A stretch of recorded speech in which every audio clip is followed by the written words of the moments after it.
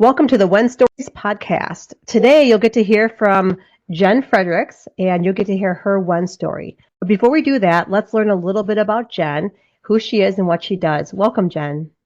Hi, Wendy. Thank you so much for having me.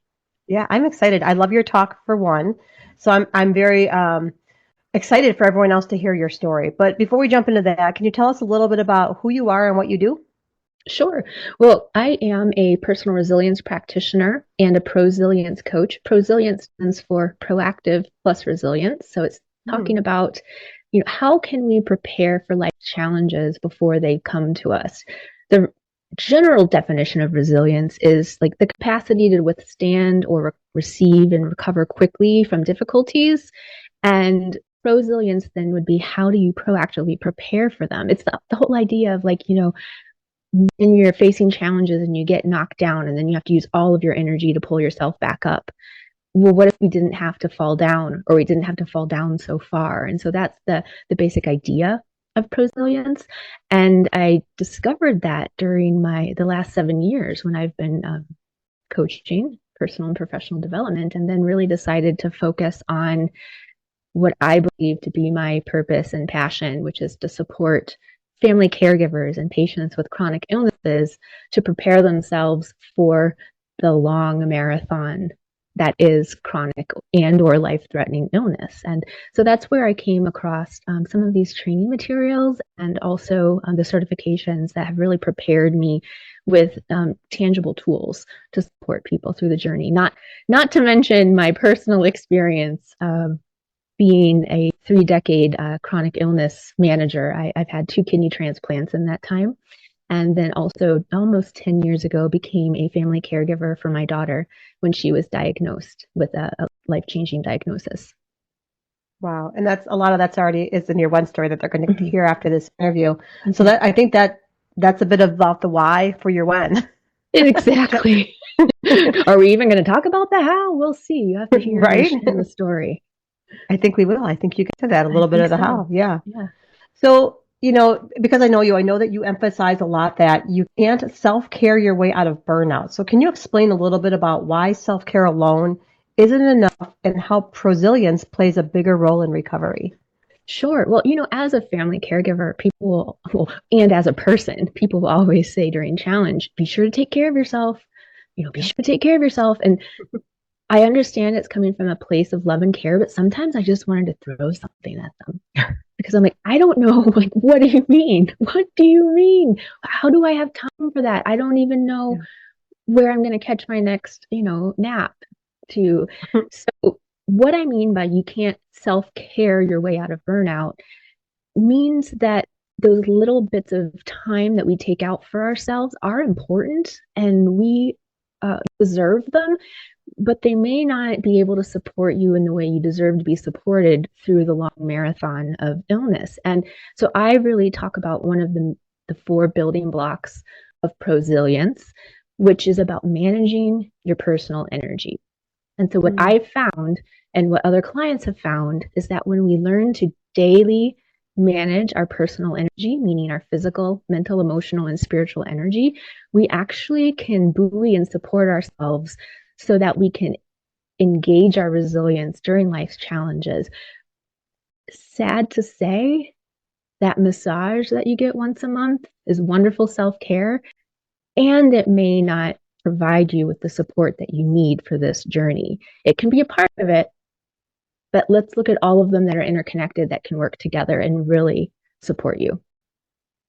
I love that, because sometimes we only get to the surface level self-care, like I go get my nails done with my daughter, like that feels great. Like I feel like a new person, but that's a pretty kind of surface level thing for me. So yeah, to go a little bit deeper, I think is important, and knowing how to do that is important.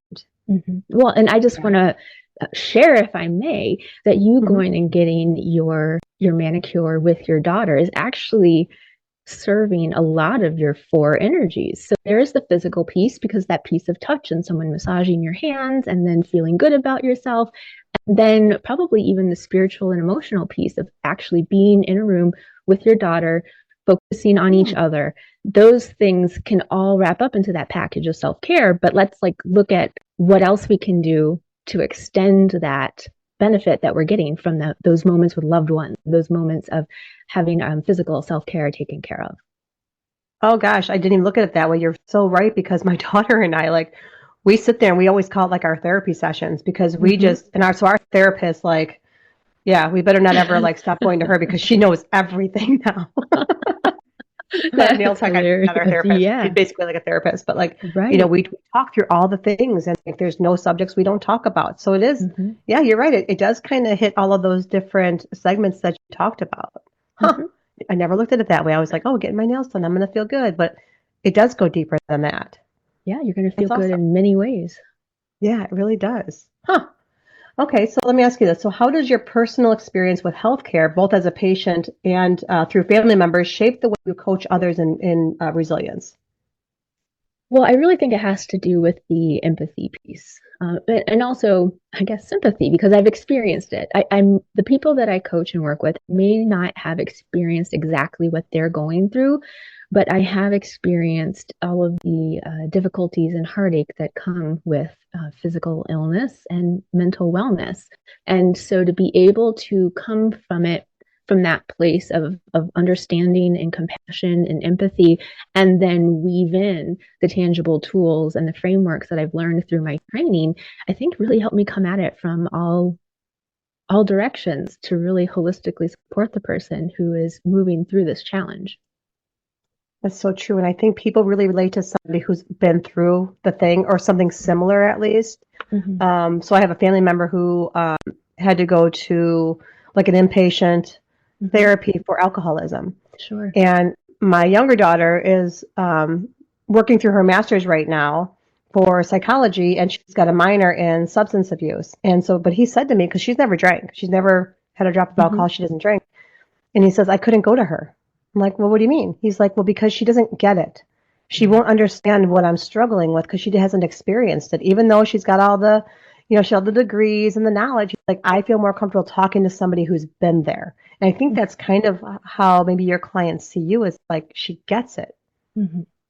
Yeah, I really hold that as a sacred space Yeah. for those that I work with, and even those that are family or friends who come and want to share or coach or whatnot. And Wendy, I was really hard on myself for a long time, even as a coach.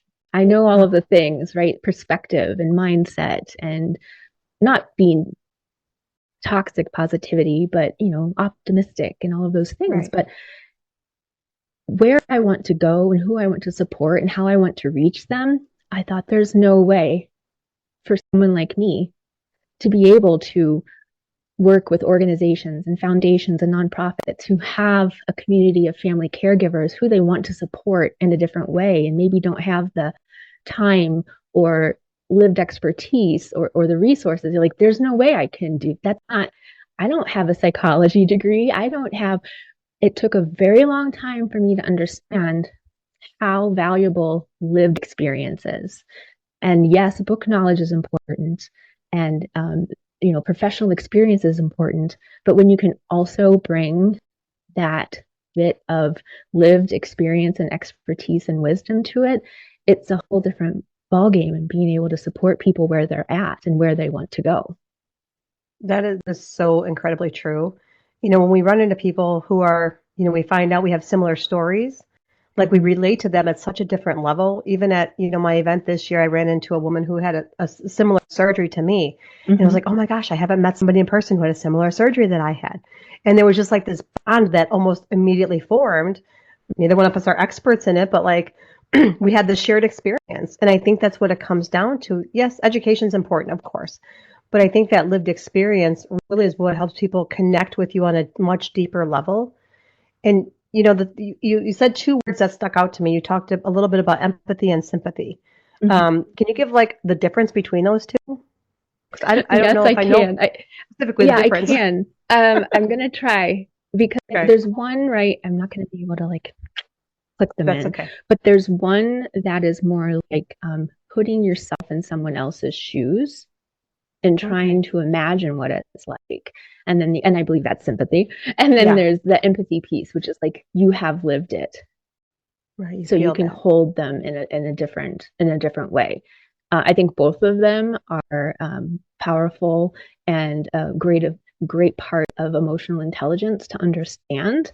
But when you can come from that place of, like you said, oh my gosh, you're me, I'm you. We did it in our own way, but we experienced the exact same thing. It's really powerful in one normalizing the experience a little bit, so that, and then erasing some of that feeling of isolation and I'm the Yeah. only one that comes with illness. Yeah. That I love that. So the clients that you work with, or even the organizations you speak to, are your clients in particular in a specific phase of what they're going through? Like, is it the beginning, the middle, is it towards the end? Like, where do you meet them at, or is it kind of all over? I think I meet them when they're ready Oh, for oh, some I love sort that. of support. So I actually have done some work with Children's Brain Tumor Foundation, where I worked with family caregivers of pediatric brain cancer patients who were 6 months or further out from diagnosis. We worked on building the 4 building blocks of Prosilience for them to, keep going on this marathon. I also then worked with Children's Oncology Services in Camp One Step.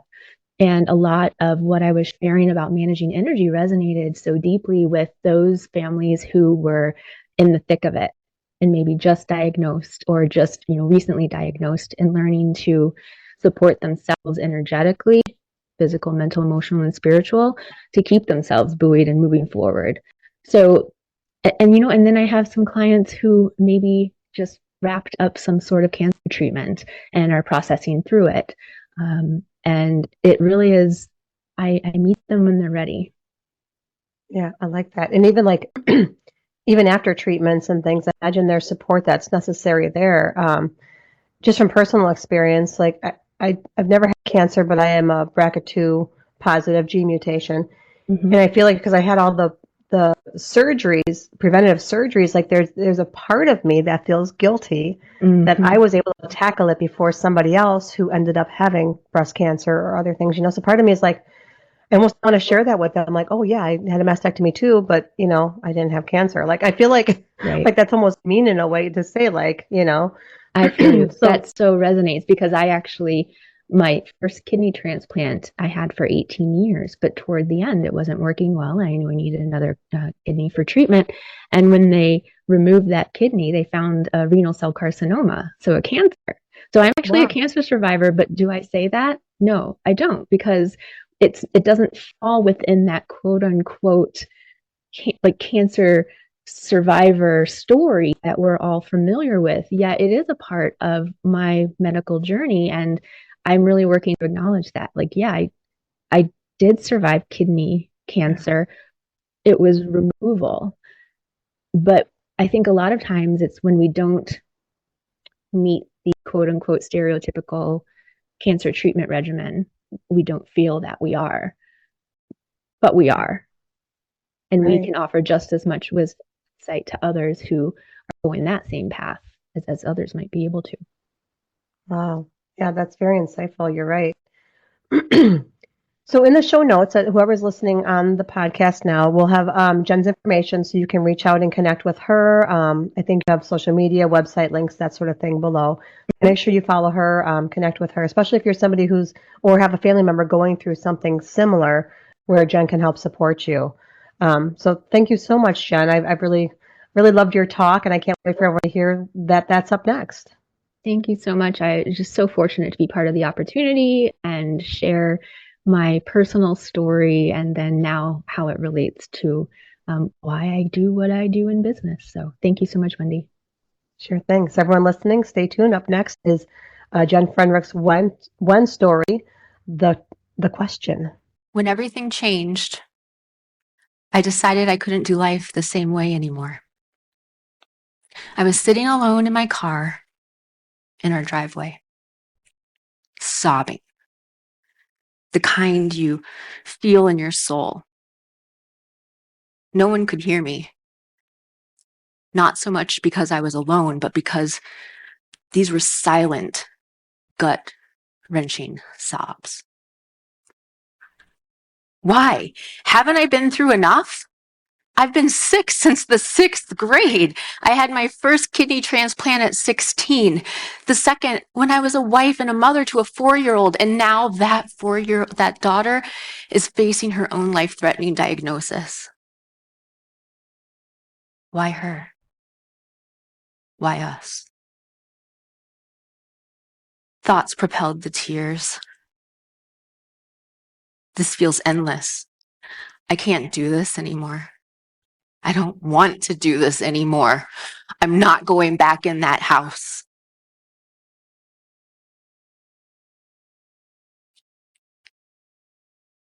I wanted a way out. Then I went back in, because sometimes when we don't think we have the strength to go on, we still take one more step. At that time, I had been a coach for 7 years. I thought I had all the tools that I needed to prevent burnout, to support me as a caregiver, to support me as I navigated my own chronic illness. But here I was, broken down in my car.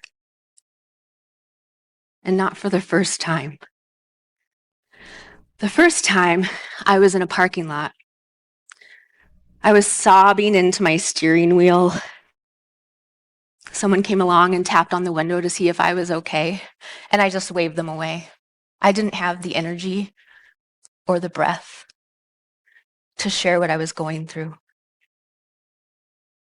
I don't even know the information or news that I got about my daughter that way, but it was the kind that completely overwhelms you and you feel that your head is just falling beneath the water and you're drowning. The pain I was feeling was deep. The kind of pain that lives in your bones. Why her? Why us? I was working in a corporate marketing career at that time, so I quickly dialed my employee assistance program, expecting someone to help me right away. I did make a therapy appointment, but they couldn't get me in for 4 weeks. I called my doctor and asked for some anti-anxiety medication to at least allow me to breathe until I could get into therapy. This was a deep ache, deep-seated anxiety. A month later, it started to physically manifest. I would eat and then find myself curled up in a ball on my bed from abdominal pain. I couldn't breathe. I couldn't eat. I was down to 100 pounds. Oh, and then I was laid off. My 16-year career stripped away in a restructuring. I had been through enough in life to know that there had to be something out there to help me. Then I remembered back to my second transplant in 2012, where I used guided imagery and meditation. So I signed up for a mindfulness-based stress reduction course. Now, I'm not going to lie, I wasn't sure how sitting with myself was going to help me when I felt like I was completely falling apart. But I decided that maybe the best work, my best work at that time, would be to slow down and focus on me. I'm also not going to lie about this. Once I got started, I really hoped it could be a path to a new career. And so I kept going. I kept learning. I was going through life coach certification. And what I found was that it was more about me healing and slowing down and learning to ground myself in the present moment each and every day. It wasn't easy. I literally just practiced breathing for 3 months until I could get myself to a place where I could start to open up more and learn about self-awareness and emotional regulation and be who I wanted to be for my family. It's also around that time where I really started to embody the phrase, be where your feet are. I wish I could take credit for that, but a colleague, someone who was also training in life coach certification at the time, mentioned that during a training session, and it just stuck with me. You know, we all think if we just white knuckle it through the hard times, it'll be easier. And then once we're through them, we can figure out how to put ourselves all back together. But when we white knuckle it through, it just keeps us trapped in suffering. So I decided to allow each day, each moment, to teach me and to guide me. I am really experienced pure presence in 2015. It was a week into my daughter's brain tumor diagnosis, and I was doing all the things you're supposed to do as a good parent of a child in the hospital. I'd attend all the morning rounds with the care team. I researched all I could about her condition. I tried to prepare for every possible outcome. But what happened was I became hardened by the routine, and all I really could do was smell the disinfectant and the hand sanitizer and hear the beep, beep, beep of the machines.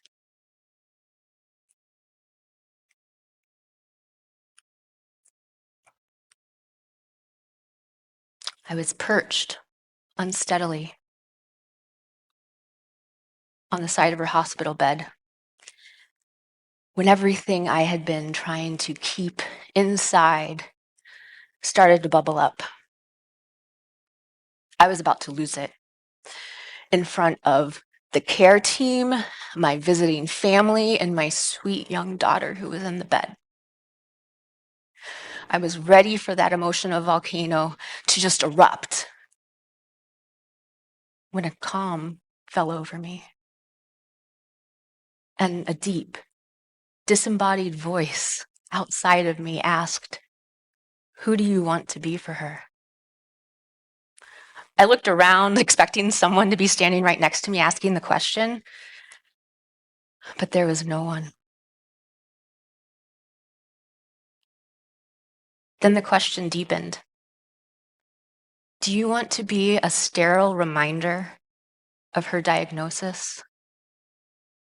Or do you want to be a reminder of the warmth and comfort and love of home? When I was worried, I chose love. When I was anxious, I chose love. When I was in fear, I chose love. And when I was tired, I rested. And then I chose love again.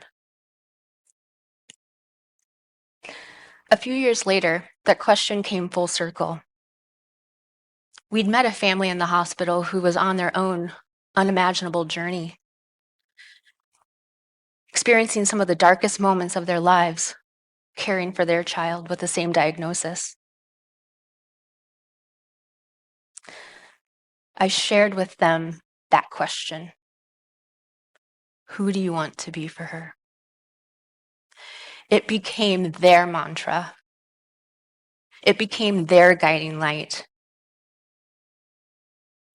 for how they wanted to show up for their child during that journey. And in the end, it helped them see who they wanted to be for their child in the darkest moments of their lives and also for themselves.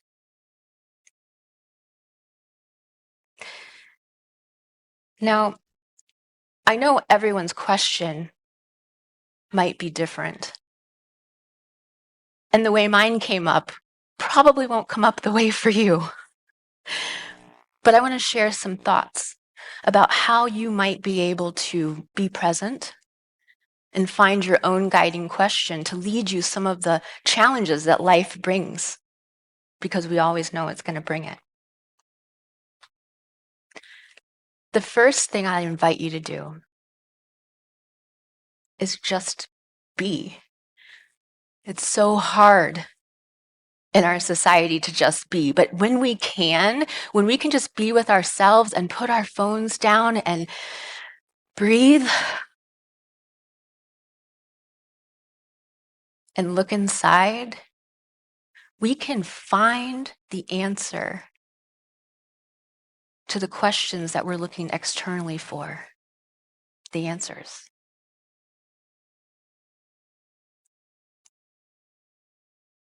One of the first steps to do, like I said, be still and listen. Allow yourself those moments in your day where you just are. When you breathe, remember it can be the remote control to our brain, allowing us to bring our wise mind back online so that we can respond versus react to those very difficult things that we face in life. Next, it's kind of the same, along the same lines. Practice the pause. When you start to feel that tension pulling at you, remember to just practice the pause. Self-awareness is always the first step. Like I just mentioned, when you start to feel the tension pulling at you, be aware. What is that sensation, those emotions, directing your attention to? Learn to understand them and how you can manage them. And also, in doing so, how that might impact others. And lastly, think about your question. What's going to be your true north question, your guiding light? You can do this by practicing the first 3 steps I talked about, and then simply allowing your question to emerge. Or if you need a little nudge, maybe ask yourself, who do I want to be in this? How do I want to experience this?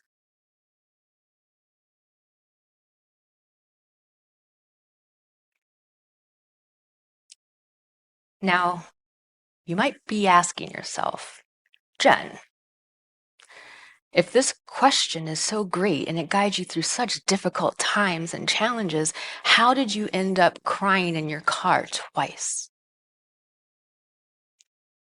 The answer is simple. I forgot it. I got caught up in the swirl and busyness of life, and I started looking externally for answers that were already inside. I simply forgot it.